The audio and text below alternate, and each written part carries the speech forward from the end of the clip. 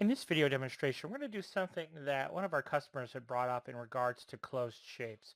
So, but in the process, we're going to also show you a couple other things to kind of look out for. So we're going to just draw out a circle, and then we're going to convert this circle to curves by clicking on that button right there.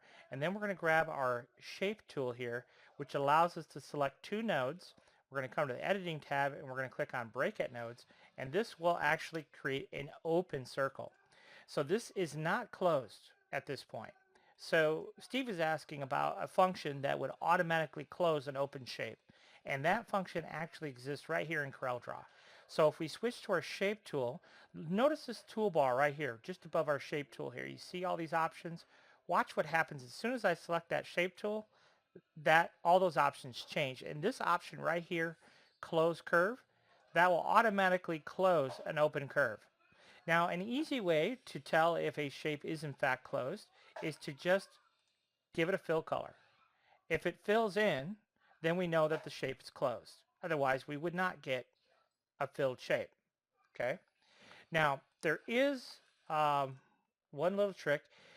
Steve was saying on the, I'm going to back up here just a bit here. Let's back up to our open path here. So just to illustrate the point here on the stone fill tab, we can do an island fill. You could see, but see what happened? Even though it's an open path, we did an island fill, and it actually did it to the outside. So then, of course, we could come in here. We could add some stones, and you could see we would get half of a Chanel logo, which actually can be quite useful in certain circumstances. Now, if we double-click on our shape and we close that path, and then we'll go back to the stone fill, now do an island fill, you can see it doesn't do anything.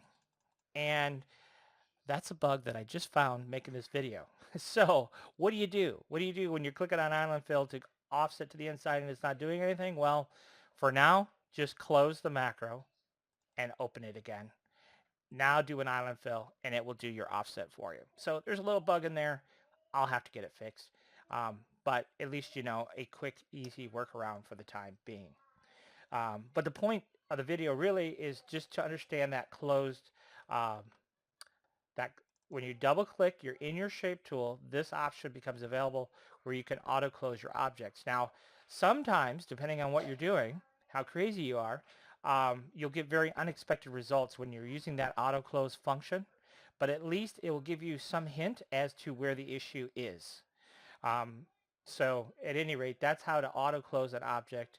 We know that there's a little bit of bug in the island fill function as well, that we're going to have to address that.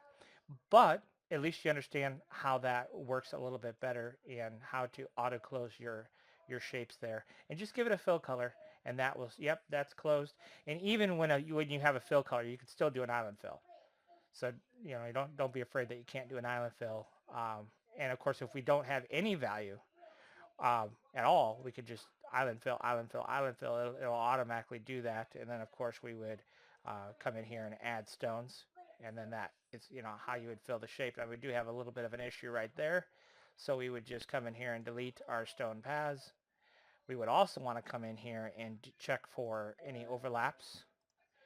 And then right here, obviously we'd have to make a small of adjustment there because of that overlap, but then you'd have a completely filled shape.